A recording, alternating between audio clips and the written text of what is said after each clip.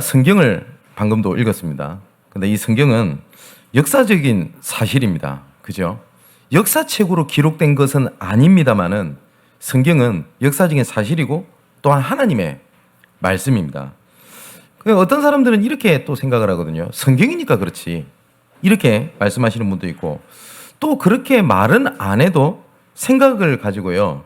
뭐냐면은 성경과 나의 것, 나의 현장과 조금 멀리 있다. 좀 안 맞다. 라고 생각하는 믿는 사람들도 굉장히 좀 많습니다. 또 어떤 학자들은 좀 나름 좀 또 굉장히 좀 똑똑한 얘기를 하면서 성경은 뭐 신하다, 아니면 설하다, 역사적 사실이 아니다, 그리고 역사랑 안 맞다, 이렇게 얘기하는 사람도 있는데 그거 진짜 무식한 얘기입니다. 왜냐하면 성경은 역사적 사실이고 또한 영적인 사실입니다. 한번 생각을 한번 해보십시오. 성경은 말씀은 하나님의 능력이라고 말씀을 하셨거든요. 딱 한 명만 예를 들어 보겠습니다. 요셉입니다. 요셉은 노예로 잡혀가고 감옥으로 이렇게 가게 됩니다. 그러니까 완전 절대 불가능한, 그냥 불가능한 정도가 아니라 완전 불가능한 현실 속에서 총리가 되고 또한 여호와 이름을 전 세계에 알리는 사람으로 인도를 받게 됩니다. 근데 사실상 요셉에게는 힘이라든지 배경이라든지 그런 게 아예 없었어요. 근데 여호와 하나님만 유일한 요셉의 힘이었습니다. 쉽게 말하면 뭐냐면 요셉은 어떤 환경이나 배경이나 뭐 응답 이전에 요셉은 오직의 사람이었습니다. 뭐냐? 여호와만 바라봤어요. 근데 많은 사람들이 예수를 믿지만 예수도 믿는 겁니다. 예수 믿는 사람 중에서 이런 얘기를 합니다. 나름대로 운도 따라야 된다고 얘기를 하거든요. 운을 믿는 거잖아요. 아닙니다. 모든 것은 하나님의 절대 주권 속에서 움직이지 우연이라는 게 없어요. 어쩌다 보니라는 게 없어요. 우리는 우연이라고 하지만 하나님은 절대 계획이라고 말씀을 하십니다. 우리는 어쩌다 보니라고 얘기를 하지만 하나님은 필연이라고 얘기를 하십니다. 어떤 사람은 기적이라고 얘기를 하는데 하나님은 절대적인 응답이라고 얘기를 하시거든요. 수많은 사람들이 어떤 배경이 있어야, 어떤 상황이 있어야지 뭐 좀 된다라고 생각을 합니다. 그러다 보니까 내가 좀 도움이 좀 필요하고, 아까 말씀드렸던 것처럼 운이라고 하는 좀 도움도 있어야 된다고 생각을 합니다.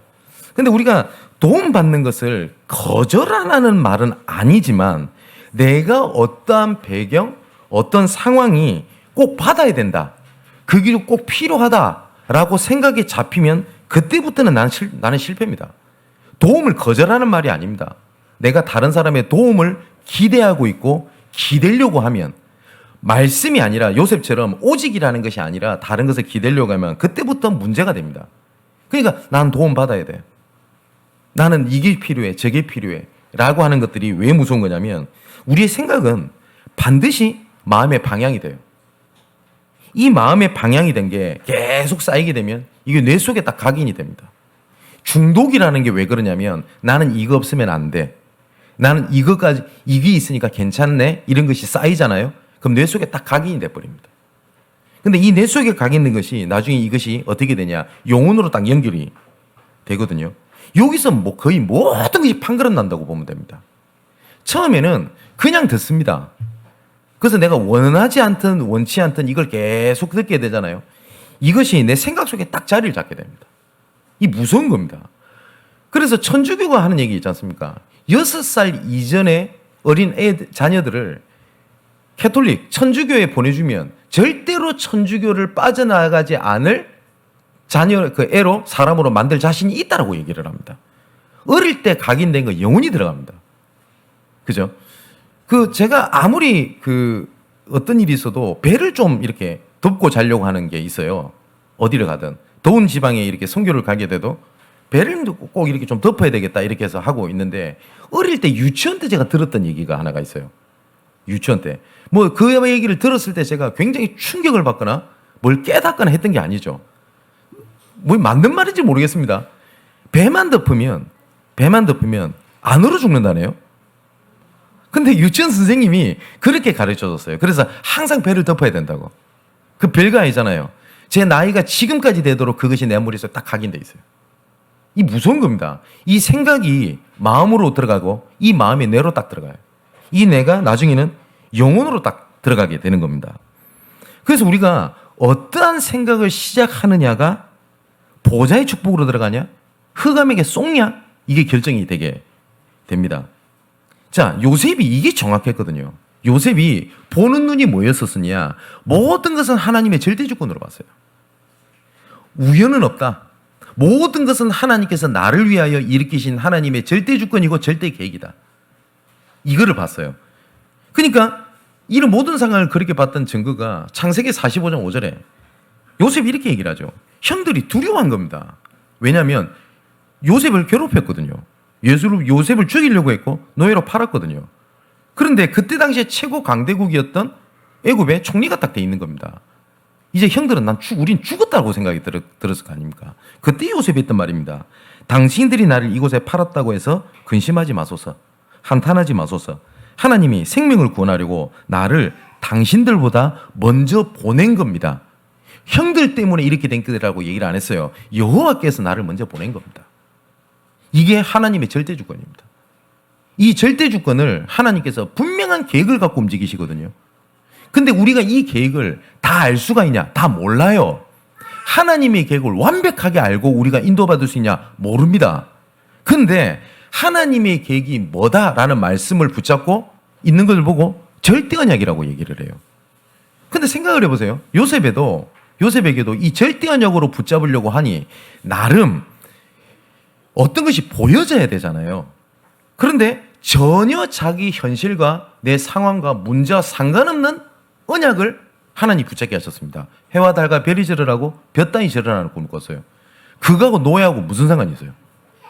그거하고 감옥 간 거 무슨 상관이 있어요? 그죠? 그런데 요셉은 그걸 언약을 붙잡았어요. 그런데 하나님께서 그 언약대로 이끌어 가셨습니다. 이걸 보고 절대여정이라고 합니다. 어느 날 하나님의 시간표 때에 그걸 성취하셨습니다. 이걸 보고 절대응답이라고도 하고 절대작품이라고 합니다. 이걸 우리가 CVDIP, 절대여정이라고 얘기를 하거든요. 그러니까 모든 것을 뭘로 봤냐? 하나님의 절대계획으로 봤어요. 그리고 절대주권으로 봤어요. 만일에 하나님의 자녀가 이것을 하나님께서 일을 진행을 하시는 절대주권, 절대계획이라는 걸 놓쳐버리면 그때부터 복음하고 성경하고 내하고는 아무것도 하나도 맞는 게 없어요.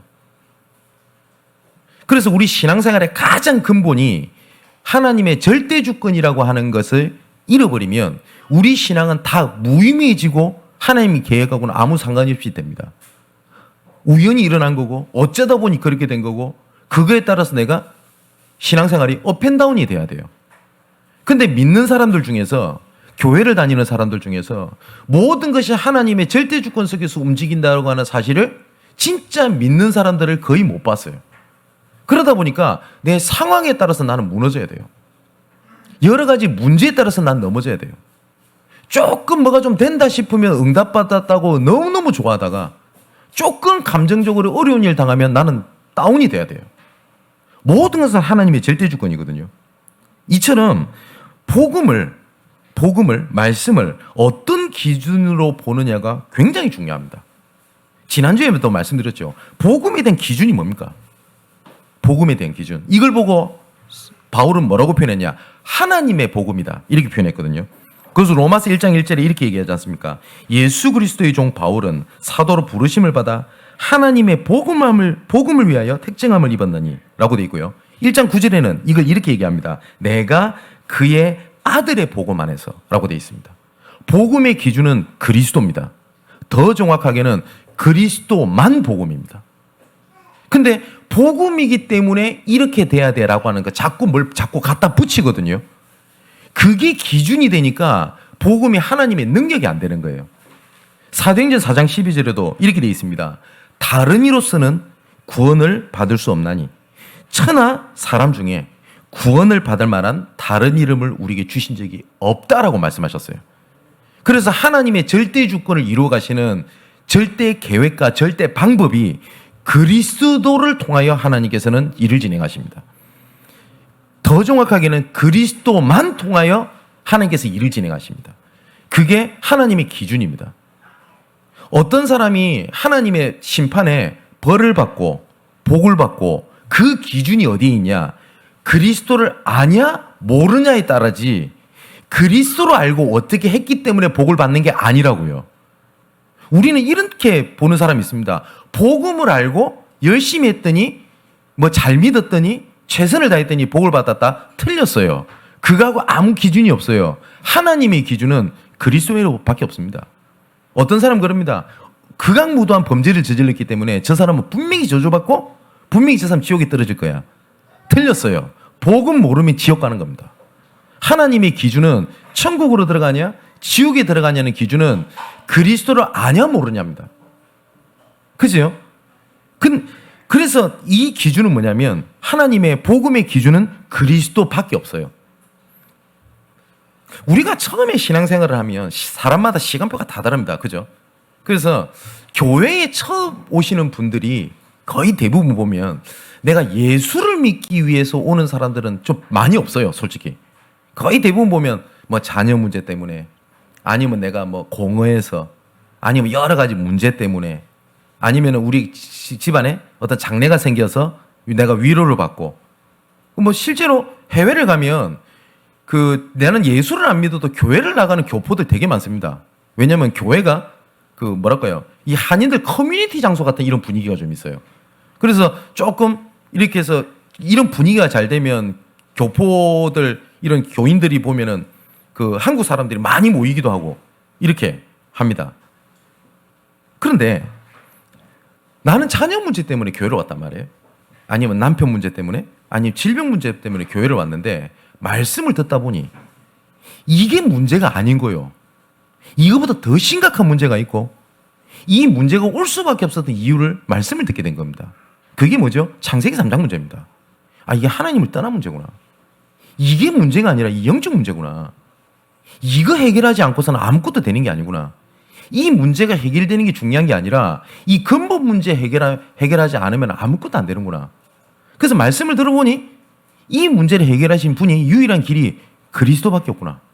그래서 내가 예수를 믿어야 되는구나. 그래서 내가 교회에서 예수를 믿고 이 복음을 드려야 되는구나. 이렇게 돼야 되는 게 맞아요. 근데 모든 사람들이 교회를 나오게 되는 여러 가지 기준은 다 다릅니다. 뭐 외로워서 아니면 뭐 친구를 찾아서 그럴 수 있죠. 그런데 이 기준이 그래서 예수를 그리스도만 붙잡아야 되겠구나가 아니라 이 문제 해결이라고 하는 기준을 가지고 계속 교회에 있잖아요. 이 복음이 하나님의 능력이 안 되는 겁니다. 이거에 따라서 내가 된다, 안 된다, 응답 받았다, 안 받았다가 계속 반복이 돼야 돼요. 이처럼 사람들이 복음에 대한 기준이요. 뭐냐면 예수 믿었으니까 내가 병이 나야 돼. 예수 믿었으니까 내 자녀가 잘 돼야 돼. 예수 믿었으니까 내가 이런 축복을 받아야 돼. 라고 생각을 해요. 근데 하나님께서는 자녀 문제를, 내 경제 문제를, 질병 문제를 해결 안 하시냐? 하십니다. 근데 그건 따라오는 거지 기준이 아니거든요. 그게 기준이 아니란 말이에요. 근데 수많은 사람들이 다른 기준을 가지고 있는 겁니다. 자, 오늘 본문에도 보니까 18절에 이렇게 돼 있죠. 하나님의 진노가 불의로 진리를 막는 사람들의 모두 경건하지 않은가 불의에 대하여 하늘로부터 나타났다라고 돼 있죠. 여기 보니까 하나님의 의를 막는 게 있습니다. 하나님의 의는 사랑이거든요. 이 사랑의 징표가 그리스도로 보내신 겁니다. 근데 이거를 막는 거예요.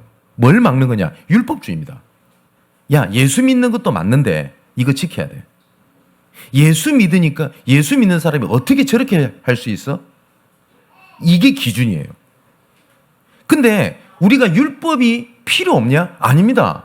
율법이 없으면 죄를 알지도 못했고요. 죄를 알지 못했으면 그리스도가 필요 없는 자가 됩니다. 그런데 율법은 필요한 건데 율법주의가 되면 안 돼요.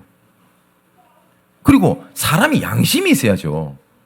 하지만 양심주의가 되면 안 됩니다. 사람은 성실하게 행동도 해야 됩니다. 근데 행동주의가 되면 안 돼요. 근데 많은 사람들이 이때 당시 로마 교회에서도 뭐가 있었냐면 로마 교회 배경은 이겁니다. 유대인으로 있다가 예수 믿은 사람 거의 주축이고요. 이방인으로 있다가 예수 믿은 사람 소수가 있었어요. 근데 우리는 초대교회 이러면 흠도 없고 완전하고 사랑이 넘치고 막 이렇게라고 생각을 하잖아요. 우리가 2주 전에는 고린도 교회를 봤지 않습니까? 로마 교회 하면 로마서 16장 일꾼이니까 와 대단하다 싶잖아요. 아니요. 로마 교회도 엄청났어요. 고린도 교회는 드러난 여러 가지 도덕적 문제로 완전히 시끄러웠던 교회라면 이 로마 교회는 사상적인 믿음의 색깔 문제로 굉장히 혼란스러웠어요. 그러니까 유대인들로 있다가 예수 믿은 사람은 이방인들 쳐다보면서 그렇게 하는 겁니다. 예수 믿는 사람이 저렇게 살면 안 되는데 이렇게 나온 거예요. 이방인으로 있다가 예수 믿은 사람은 아니 저거 복음하고 상관없는데 이것 때문에 계속 갈등을 하고 있는 겁니다. 자, 21절에 이렇게 돼 있죠. 하나님을 알되 하나님을 영화롭게도 아니하며 감사하지도 아니하고 오히려 그 생각이 허망하여지며 미련한 마음이 어두워졌나니 라고 돼 있는 겁니다. 그러다 보니까 복음의 기준이요. 어디에 있다 보니까 감사가 없어요. 그러니까 내가 어떤 기준을 갖고 있잖아요. 이것이 조금 되면 업 됐다가 좀 안 된다 다운 됐다가 이러는 겁니다. 이번에 그 지교에서 어떤 청년이 이런 얘기를 하더라고요.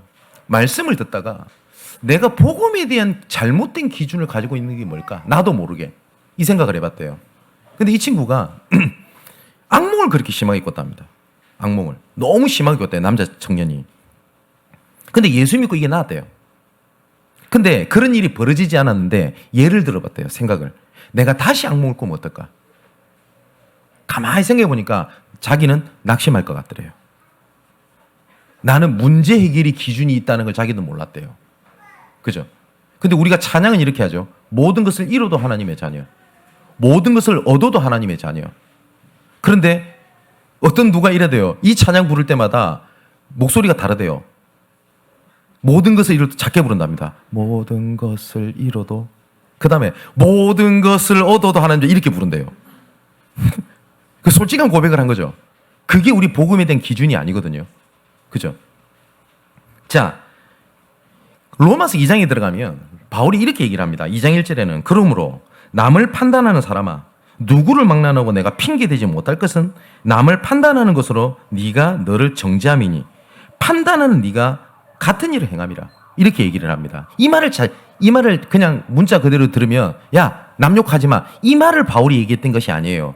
내 기준으로 사람을 보고 내 기준으로 보고 교회를 보고 내 기준으로 보고 말씀을 보고 내가 가진 기준으로 보고 복음을 생각한다 이 말이에요. 자, 그래서 로마서 2장의 내용은 이겁니다. 하나님의 심판의 기준이 뭘 지키고 무엇을 향하고 이것을 못했고 안 했고 이것이 아니라는 거예요. 하나님의 심판, 하나님께서 판단, 하나님께서 하시는 모든 기준은 그리스도입니다. 이 사람이 조금 부족한 것 같다? 괜찮아요.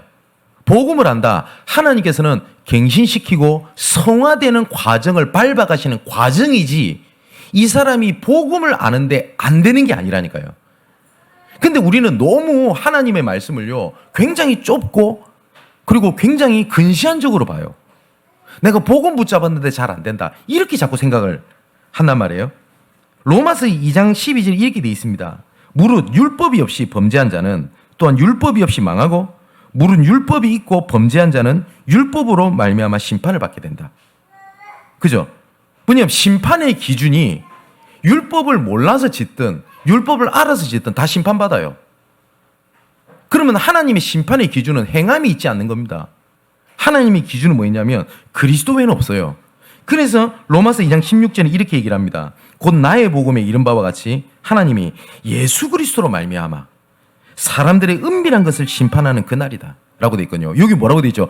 예수 그리스도로 말미암아 하나님께서 보신다는 거예요. 심판을 하신다는 거거든요. 우리 하나님의 자녀는요 절대 심판을 받거나 멸망받거나 그렇게 하지 아니합니다. 지금부터 이렇게 기준을 바꾸셔야 됩니다. 내가 혹시 질병을 갖고 있다. 그러면 물론 응답받아야 될 기도 제목이긴 합니다. 그런데 이렇게 생각이 들 수 있을 거예요. 난 예수 믿고 영접했고 복음을 계속 듣고 예배를 드리는데 왜 내가 이 문제가 안 낫냐? 그게 아니라 내가 예수 믿기 이전에는 이 문제가 멸망받을 일이고 실패할 일이고 넘어질 일이었지만 이제 내가 예수 그리스도로 말미암아 하나님의 자녀가 되기 때문에 눈앞에 있는 문제는 더 이상 나한테 실패요, 멸망이요, 저주로 들어가지 않는다. 그리스도께서 내 모든 문제를 끝냈기 때문에 이 문제는 하나님의 시간표에 따라 해결하시는 것이고 내가 지금 해야 될 일은 그리스도만 바라보는 것이다. 이게 진짜 믿음입니다. 그래서 우리의 하나님의 복음의 기준은 그리스도입니다. 아까 말씀드렸듯이 구원의 기준도 그리스도고요. 축복의 기준도 그리스도고 응답의 기준도 그리스도고 우리가 선택하는 기준도 그리스도입니다. 지금은 돌아가셨는데 한국에 낳은 전도자 중에 한 분 중에 김중곤 목사님이라는 분이 계십니다. 이분이 우리 한국 CCC 창시자죠. 제가 이분을 잘 알지 못했는데 제가 대학교 4학년 때라고 기억을 합니다. 제가 다니는 대학에 김중곤 목사님께서 집회를 오셨어요. 집회를. 그 집회를 쭉 하는데 아마 CCC 출신들은 잘 아실 겁니다. CCC에는 백문일답이라고 하는 게 있어요. 뭐냐면 100가지 질문의 답은 그리스도인 겁니다. 그때 내가 집회를 처음 참여를 해봤는데 이렇게 얘기를 하시는 거예요. 뭐 어떤 질문을 하면 회중은 예수 그리스도라고 대답을 하는 겁니다. 그럼 이렇게 얘기를 하는 거예요. 우리의 구원자는 누구이십니까? 예수 그리스도. 우리 가정 문제 해결자는 누구이십니까? 예수 그리스도. 이거를 진짜 100개를 물어봐요. 김중곤 목사님이. 처음에 저도 앉아가지고 저도 그냥 앵무새처럼 대답하는 겁니다. 예수 그리스도, 예수 그리스도. 근데 그 답을 계속하는데 제 마음속에 그냥 그렇게 감사가 넘치는 거예요. 모든 5만 가지 문제 중에 우리 해답은 다른 데 있지 않고 그리스도 안에 있는 겁니다. 근데 우리가 어떻게 생각을 하냐? 난 복음을 아는데 잘 안 돼요. 그러다 보니까 그리스도 외에 딴 걸 찾아야 돼요. 이것도 필요하고 저것도 필요하고 이게 부족하고 저게 부족하고 그렇거든요. 바울이 그래서 이렇게 얘기를 한 겁니다. 내가 복음을 부끄러워하지 아니하노니 구원 얻은 우리에게는 뭐라고요? 하나님의 능력이 됨이니라. 근데 예수 믿는 사람은 많은데 예수만 믿는 사람이 없어요. 예수는 믿는데 예수로 충분하지가 않은 거예요. 복음은 아는데 복음으로 내가 충분하지가 않은 겁니다. 자, 로마서 10장에는 1절에 4절에 바울이 죄에 대해서 이렇게 지적을 합니다. 죄가 뭐냐? 형제들아, 내 마음에 원하는 바와 하나님께 구하는 바는 이스라엘을 위함이니 그들이 하나님께 열심히 있으나 올바른 지식을 따르는 것이 아니니라. 하나님의 의를 모르고 자기 의를 세우려고 힘써 하나님의 의에 복종하지 아니하였느니라. 이렇게 얘기를 해요. 신앙생활 열심히 했대요. 근데 그것이 하나님의 의를 모르고 힘쓴 거다. 이 종교생활이거든요. 어떤 분은 그럽니다. 저 사람은 새 가족인데 새벽 기도를 처음부터 잘 나와요. 믿음 좋은갑다. 예, 그럴 수도 있습니다. 근데 알고 봤더니 저 사람이 원래 새벽행 인간이라. 그거를 믿음이랑 딱 연결을 시켜요. 그죠? 그럼 그게 틀렸다, 잘못됐다라고 얘기하는 것이 아닙니다. 복음에 대한 믿음의 기준이 그런 게 아니거든요. 근데 우리가 뭐냐, 믿는 자들이 자꾸 이런 얘기를 자꾸 합니다. 뭐라고 얘기를 하냐? 믿으니까 이거 해야 되고, 믿으니까 저거 해야 되고, 믿으니까 이렇게 응답이 와야 되고, 믿는 사람은 저렇게 해야 되고, 교회에서는 이렇게 해야 되고, 교회는 저러면 안 되고, 그 기준이 그리스도가 아니라 다른 기준이 이렇게 있는 겁니다. 아마 윤태용 목사님 기억하실지 모르겠는데, 그 전도사를 있을 때 한 번은 저한테 어떤 얘기를 하더라고요. 원래 전도사님들은 연구원 과정을 가게 되면 신학 계속 허락 추천서를 받아야 학교를 계속 다닐 수가 있어요. 그럼 노회 목사님들한테 허락 추천서를 이렇게 면담을 하고 받아야 되는 겁니다. 그 제가 교육자실에 앉아 있는데 윤 목사님이 저한테 와가지고 너무 웃긴 얘기를 들었다고 와서 얘기를 하는 겁니다. 그래서 뭐냐면 그 목사님이 면담을 하는데 이렇게 묻더랍니다. 너 혹시 술 담배 하냐? 라고 묻더래요. 목사님이 전도사님한테. 그래서 안 한다고. 그랬더니 그러더랍니다. 우리 목사님들 중에서 혹시 응답도 많고 전도도 잘하고 최선 다하는 이런 목사님 있는데 그분들 중에 그렇게 하는 사람 많다고. 결국은 그거 안 된다면서. 예수 믿는 사람 그렇게 살면 안 된다면서. 이 얘기를 하더래요. 그래서 그때도 제가 말씀드렸어요. 물론 목회자가 그렇게 살아도 된다는 말이 아니라 덕스럽진 않죠. 근데 하나님의 축복의 인도의 기준이 술, 담배 있습니까? 맞아요. 그래서 수많은 사람들이 기준을 딱 그런 식으로 드는 거예요. 이 말 또 잘못 듣고 진 목사님은 아무 때나 살아도 된다라고 얘기를 한다. 그 말을 얘기하는 게 아니지 않습니까? 기준이 그게 아니라고요, 복음이. 그 스스로도 이럽니다. 내가 혹시 이런 행동을 해서 내가 성령이 더 잘 못 받나? 내가 이런 실수를 해서 내가 이런 어려움을 당하나? 이렇게 생각을 해요. 되게 이런 분도 봤습니다. 내가 하나님하고 어떤 작정한 게 있대요. 이걸 잘 못했대. 그래서 그런지 하나님께서 나에게 벌을 내리시는 것 같다면서. 그럴까요? 하나님의 유일한 기준은 그리스도 외에 아무것도 없습니다. 천하인간의 구원 얻을 만한 다른 이름을 우리에게 주신 적이 없음이니라. 맞지요? 모세도 사라지고 엘리야도 사라지고 누구만 남았다고요? 오직 예수만 남았더라. 그게 복음입니다. 자, 그래서 지난주의 말씀과 같이 다른 기준을 붙이게 되면 그때부터요, 복음이니까 응답이 와야 되고 복음이니까 이렇게 돼야 되고 이렇게 되면 어떻게 되죠? 복음이 계속 약화돼요. 이것이 된다 안 된다에 따라서 내가 계속 흔들려야 돼요. 저 이런 분 되게 많이 봤어요. 믿는데 왜 안 됩니까? 예, 믿는 대가 벗이 붙으면 안 돼요. 믿으면 끝입니다. 그죠? 왜냐? 우리가 뭘 이루기 위한 도구로 그리스도께서 계시는 게 아닙니다. 원래 우리 인간은 하나님과 함께 있어야 됩니다. 그죠? 근데 우리가 함께 할 수 없어요. 그래서 그리스도께서 오신 겁니다. 그래서 하나님의 계획 속에 있어야 되고 하나님의 계획대로 가는 것이 완전하기 때문에 우리가 예수 믿는 거지, 내가 뭘 이루기 위해서 내가 그리스도를 붙잡는 게 아니란 말이에요. 오래되지 않는 일이죠. 옛날에는 이런 분들이 되게 많았다고 합니다. 뭐냐면 소위 결혼을 하잖아요. 결혼할 때 거의 부모님이 정했대요. 그래서 결혼식장 들어가서 배우자 얼굴을 봤다라고 하는 어른들도 되게 많이 봤습니다. 혹시 우리 교회에도 그런 분이 계신지 모르겠어요. 뭐 부모님이 결혼해라 이래서 결혼하신 분이 계신지는 모르겠습니다. 근데 아마 이런 생각이 드실걸요. 뭐 말도 안 되는 소리야. 그 틀딱들 생각에 자기 인생은 자기가 결정하고 신중하게 선택하면 되지라고 얘기를 해요. 예, 맞습니다. 맞는데 한번 생각해 보십시다. 내 결정 내가 했잖아요. 잘 되던가요? 고개를 심각하게 휘저으시는 분도 계시는데 옆에 남편분이나 아내분 계시면 작게 흔드셔야 됩니다. 마음속으로. 너무 쉽게 흔들면 시험 들잖아요. 자기 결정 되던가요? 그러면 또 후회합니다. 그러면서 뭘 후회하죠? 내가 그때 결정을 잘못했다 라고 생각을 합니다. 신중하게 선택해야지. 그러면서 또 뭘로 가게 돼요? 그게 내가 선택을 더 잘했어야 돼. 또 내 기준이 더 강해져요. 그죠? 믿는 사람들은 또 뭐라고 표현을 하냐? 성령이 더 받는다 라고 말은 하지만 내 기준, 내 감정, 내 체질 따라 내 그걸 기준으로 복음을 또 쳐다봐요. 세상에서는 이렇게 얘기를 합니다. 자기 선택에 절대 후회하지 마라. 그거를 받아들여라 라고 얘기합니다. 틀렸어요. 자기 선택에 철저하게 후회하고 철저하게 회개하고 하나님의 기준으로 들어와야지 내 선택에 만족하거나 인정해라. 그건 세상의 말이지 하나님 말씀은 안 그래요. 하나님 말씀은 내 기준에 의한 것을 철저하게 후회하고 철저하게 회개하고 하나님의 기준 대신 그리스도로 들어와라. 그러면서 이렇게 말씀을 하시는 겁니다. 내가 네 기준이다. 그리고 내가 너를 완전한 길로 인도하겠다. 그렇기 때문에 뭘 하는 거냐? 내한테 맡겨라. 내가 하는 대로 가라. 이겁니다. 그런데 우리가 내 기준이 있다 보니까 어떻게 하냐? 말씀도 딱 그렇게 들어요.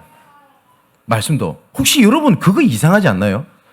강단에서 죄졌지 회개하면서 과음 지르고 이런 목사님들 계십니다. 그 얘기 듣고 있으면 섬찟섬찟해요. 근데 거기에 앉아서 아멘 아멘 하시는 분도 계십니다. 그럼 복음을 모르는 게 아니라 내 기준이 그게 맞아요. 왠지 알아요? 예수 믿는 사람 착하게 살아야 돼요. 내가 어떻게 하느냐에 따라서 열심히 살아야 돼요. 예를 들어 천주교가 그래요. 천주교인 중에 지금 죽으면 천국 갈 수 있습니까? 라는 질문에 예, 천국 갈 수 있습니다라고 대답하는 천주교인들 단 한 명이 없어요. 내가 어찌 벌써 갑니까? 아직 선행을 베풀지 못했는데, 아직 덕을 쌓지 못했는데 이렇게 얘기를 합니다. 그렇게 얘기한다니까요. 그런 사람들한테는요, 예수 믿는 사람이 어떻게 그런 범죄를 저지르냐? 예수 믿는 사람이 그렇게 살면 되냐? 이러면 아멘 합니다. 그잖아요. 근데 그걸 나는 복음이라고 생각을 해요. 많은 사람들이. 제가 강동구에서 부교육자로 있을 때 어떤 제가 복음을 전했고 사역을 했던 어떤 권사님이 계십니다. 그러고 나면 저는 금방 사임을 하고 제가 은평구 쪽에 이제 부교육자로 가게 됐는데 그냥 벌써 한 십몇 년이 뭡니까? 거의 16년 뭐 이렇게 진행이 됐죠. 근데 이분이 연락을 종종 하세요, 저한테. 그러니까 이분한테 가장 힘든 일이 뭐냐면 내 자녀예요. 내 자녀. 근데 이분은 교회를 다니셨는데 애가 교회를 안 다니거든. 이분이 항상 하는 얘기가 있었어요, 저한테. 목사님, 우리 애 저거 예수 믿어야 되는데 저거. 이러는 겁니다. 근데 어느 날 좀 시간이 지나니까 얘가 예수 믿게 된 겁니다. 감사할 일이잖아요. 근데 이분은 또 뭐라고 얘기를 하냐면 목사님 교회 다닌다고 영접한다 됩니까? 교회도 안 가는데 이래요. 이해는 돼요. 그죠? 근데 좀 시간이 지나서 또 연락이 했는데 얘가 교회를 잘 다니는 겁니다. 너무너무 교회를 잘 달려요. 그랬더니 이분이 뭐라 하냐니까 교회 다니면 뭐합니까? 행동도 하나도 안 바뀌는데 이래요. 근데 얘가 좀 변했어요. 많이 변했어요. 이제는 스텝 일도 하고 굉장히 중요한 일에 해외 캠프도 나가고 이래요. 감사할 일이죠. 근데 이분이 뭐라 하는지 압니까 또? 제가 다른 사람 앞에서는 저러지 집에서는 하나도 안 변했다면서. 그렇게 해요. 자, 보세요. 로마서 1장 21절에 하나님을 알 때 영화롭게도 하지 아니하며 감사하지도 아니하고. 그래서 제가 지난주도 연락이 왔길래 제가 웃으면서 그랬어요. 권사님은 제가 얘기를 한다고 상처 안 받으시겠죠? 웃으면서 그랬어요. 목사님 말은 절대 상처 안 받는데요. 진짜 얘기 좀 해달라고 얘기를 해요. 권사님, 자녀가 예수 안 믿을 때 예수 영접하고 하나님을 자녀가 됐었을 때도 권사님은 감사가 없었습니다. 권사님은 자녀가 교회를 나가게 됐었을 때도 감사가 없었습니다. 말씀을 듣기 시작할 때도 감사가 없고 지금 나름 인도를 잘 받는데 감사가 없습니다. 복음의 기준은 그거 아무 상관없잖아요. 그랬어요. 그리고 상처 안 받으신다고 했으니까 제가 웃으면서 그랬습니다. 권사님, 그건 복음이 아니고 내 자녀가 내 뜻대로 안 해준다는 말이잖아요. 그거를 왜 복음이랑 연결시킵니까? 그랬어요. 그렇잖아요. 내 뜻대로 내가 원하고 내한테 잘해주고 하는 게 복음입니까? 그거하고 왜 복음하고 연결을 짓냐고요. 그죠? 내 자녀가 조금 다운됐어. 다운된 시간표인갑다. 그래 해야지. 어떻게 해요? 이게 복음의 기준을 딱 연결시켜버리니까 어떻게 합니까? 내가 무너짐이 기회가 돼요. 내 자녀 어려운 거랑 내 복음하고 무슨 상관이 있어요? 그죠? 그게 기준이 되다 보니 복음 플러스 뭘 기준을 삼다 보니 이 기준이 조금 흔들리잖아요. 안 되잖아요. 복음까지 흔들려버려요. 이런 사람들 진짜 저는 많이 봤어요. 제가 한번 간증한 말 안 들었습니까? 제가 잊지 못하는 한 커플이 계십니다. 부부가. 제가 강남에 사역하러 갔는데 제가 전도사 때 일입니다. 두 부부가 왔어요. 근데 남편은 건축사고 이 와이프가 변호사인가 그랬어요. 엘리트죠. 근데 두 사람 이혼했어요. 근데 같은 직에 나와요. 또 같은 교회를 다녀요. 얼마나 사이가 안 좋냐. 메시지 끝나면 남편 욕하고 아내 욕하는데 정신이 없어요. 뭐라고 얘기를 하냐면 그때 당시에 지교회를 강남에서 유일하게 제가 진행하고 있었기 때문에 뭐라고 하냐. 내가 일하고 있는 지역을 향한 하나님의 계획이 강남에 있기 때문에 지교에 오는 거지. 내가 저 인간이 안 나왔으면 좋겠지. 내가 이것 때문에 내가 지교 영담 내가 놓치기 싫다. 이거였어요. 또 상대방도 뭐라는지 압니까? 나는 무조건 나와야 되는데 저 인간이 안 나왔으면 좋겠대요. 그러면서 또 이랍니다. 내가 저 인간이랑 이혼하고 저 인간이 싫다고 해서 내가 교회 안 나가고 할 이유가 없다. 내가 저 인간이 안 나왔으면 좋겠다. 또 상대방도 똑같이 얘기해요. 이분의 기준은 내가 이혼했으니까 이 사람 꼴 보기 싫어서 못 가고 그게 기준이 아니에요. 나 이런 부분 처음 봤네요. 한 6, 7년쯤 지나니까 결국은 재결합하고 잘 살아요. 두 부부가 지금도 장모님이세요. 지금도 가끔 연락을 합니다만 여러분 어떤 생각이 드십니까? 내 남편의 무너짐이 내 자녀의 무너짐이 복음하고 무슨 상관이 있어요? 그렇지 않습니까? 하나님의 유일한 기준은 그리스도밖에 없습니다. 아멘, 맞지요? 내가 감정이 다운됐다고 내가 말씀을 떠나고 복음을 떠나고 복음이 흔들릴 기준이 안 돼요. 맞지요? 내가 조금 응답이 없다고 복음이 흔들릴 기준이 아닙니다. 요셉이 그랬다고요. 서론에 말씀드렸듯이. 요셉의 기준은 언약을 붙잡았는데 나는 노예였고 언약을 붙잡았는데 나는 감옥이었어요. 그게 흔들림의 이유가 아니었었어요. 그거는 어려움이 온 거지 복음하고는 상관이 없지 않습니까? 근데 많은 사람들이 기준을 그렇게 두는 거예요. 자, 그러니까 23절에 뭐라고 되어 있습니까? 오늘 본문에 스스로 지혜 있다 하나 어리석게 되어 썩어지지 않는 하나님의 영광을 썩어질 사람과 새와 짐승과 기어다니는 동물의 모양으로 바꿨느니라. 이 복음을요 우상숭배하고 똑같이 만들어버렸어요. 물 떠놓고 내가 빌었더니 뭐가 이루어졌어요. 내가 절에 가서 100일째를 지냈더니 108배를 했더니 뭐가 이루어졌어. 그거랑 내가 하나님을 진짜 바라보고 기도 많이 했더니 응답됐어. 할렐루야. 내가 정말 성실하게 했더니 응답돼서 할렐루야. 뭐가 달라요? 바울이 이렇게 얘기를 한 겁니다. 이 그리스도의 이름을 썩어질 버러지 같은 형상으로 동물 같은 형상처럼 똑같이 구상을 만들어 놨다 라고 얘기를 한 겁니다. 자, 이렇게 딱 돼 있다 보니까 딱 그 기준으로 말씀을 들어요. 이게 충족이 되잖아요. 나는 은혜 받았대요. 어느 목사님이 어떤 글을 올린 걸 봤어요. 죄의 얘기를 못 하겠대요. 교회 내에서. 좋은 것만 얘기해야 된대요. 왜냐? 그런 얘기하면 싫어해서 사람들이 교회를 다 나간대요. 시대가 그리 돼버린 겁니다. 내가 원하는 말씀을 들어야 돼요. 또 포럼도 딱 그 기준으로 듣습니다. 내가 응답이 기준이 되면요. 누가 응답받았다 이러면 이 사람이 응답받아왔던 성령님도 받았던 과정들을 다 제껴버리고 응답받았단다 이럽니다. 그리고 또 반대로 어쩔 때는 나는 안 되거든. 또 실족해버려요. 나는 안 된다 이러면서. 그렇잖아요. 자, 예레미야 2장 11절 이렇게 되어 있습니다. 어느 나라가 그들의 신을 신 아닌 것과 바꾼 일이 있냐. 그러나 나의 백성, 믿는 자를 얘기하죠. 너희들은 나의 영광을 무익한 것이랑 바꿨다. 어느 나라가 신이 다른 거랑 바꾸냐. 일반 우상신도 그렇게 안 한다. 그런데 너희들은 나의 영광보다 다른 무익한 것으로 바꿔놨다. 하나님의 말씀입니다. 자, 하나님의 심판 중에 최고의 심판이 뭘까요? 아니면 뭐 운석이 떨어져가 지구 멸망하는 겁니까? 아니면 심각한 질병이요? 아닙니다. 하나님이 최고의 무서운 심판은 뭐냐면 유기입니다. 유기. 하나님이 내버려 둔 겁니다.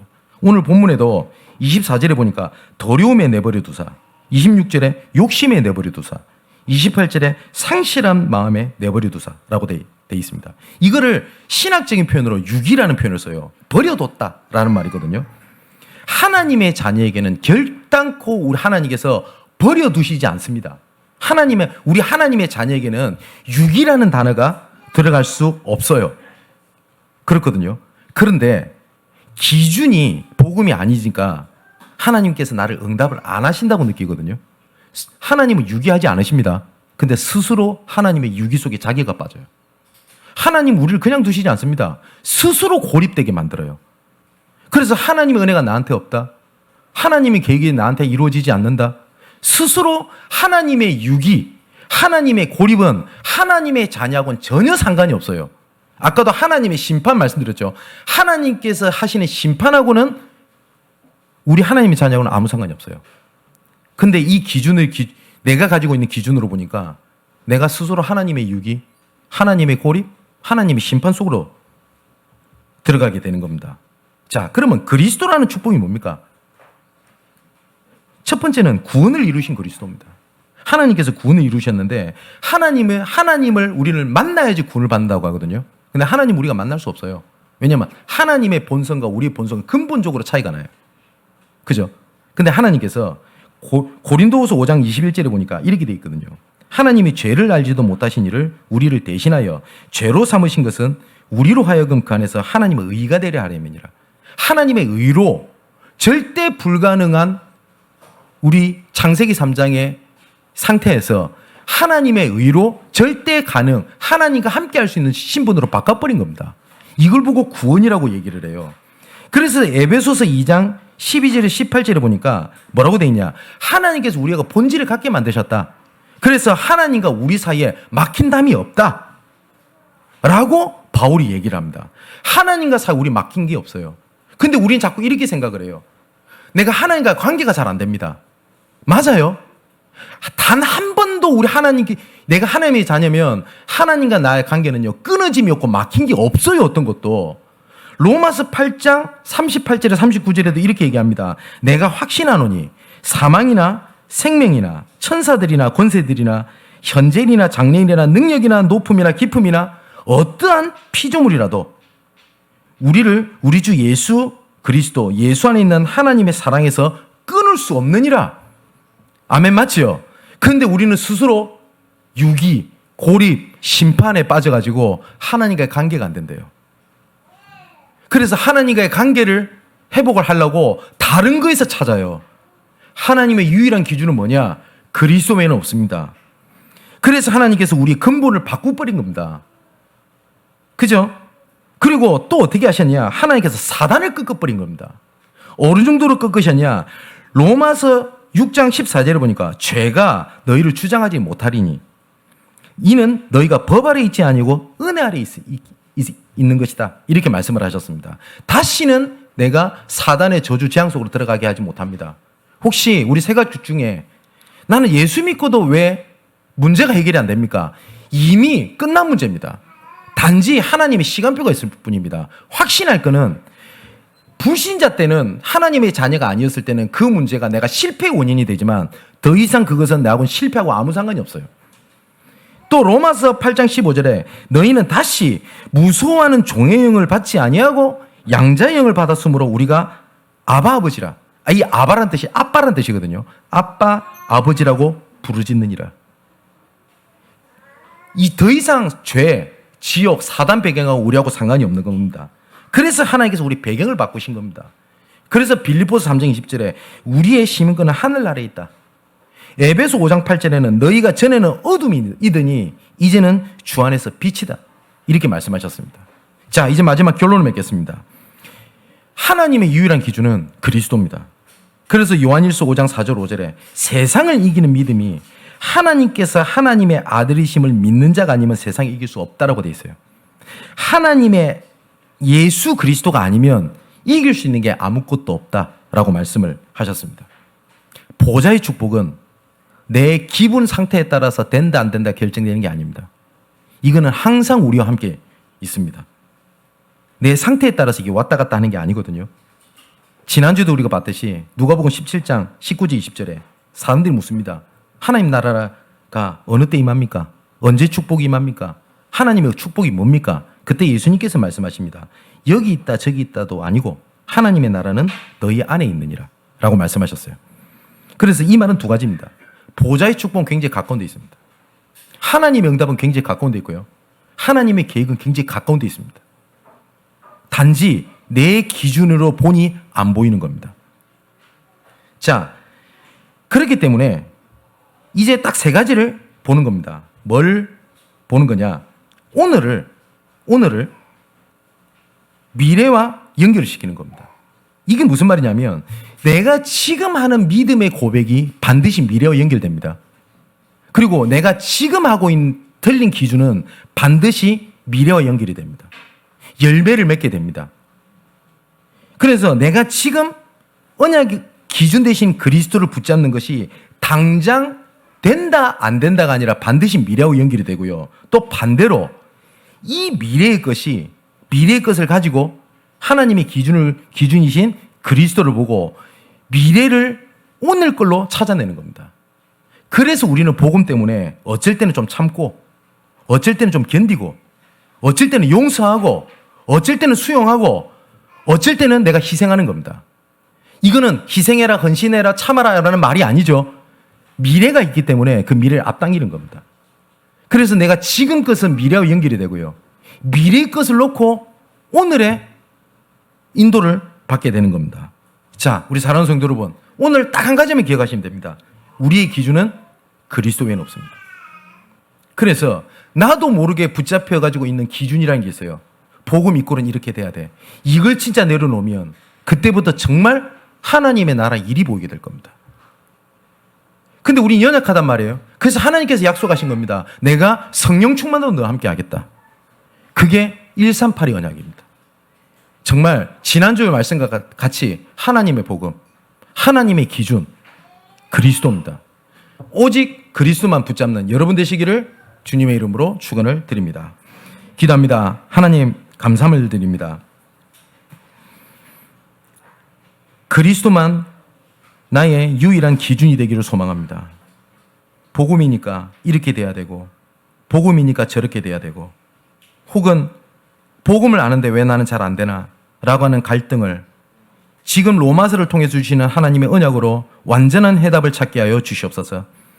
지금까지 감사가 회복되지 못할 만큼 나의 기준, 나의 환경, 나의 상황에 따라서 말씀을 듣고 바라고 원했던 틀린 것들이 이 시간 무너지게 하시고, 하나님 앞에 돌아와 하나님의 기준이 나의 기준이며 나의 선택의 기준이 그리스도를 위한 것이고 나의 희생이 그리스도를 위한 것으로 바뀌게 되게 하여 주옵소서. 살아계신 예수 그리스도 이름으로 기도하옵나이다. 아멘.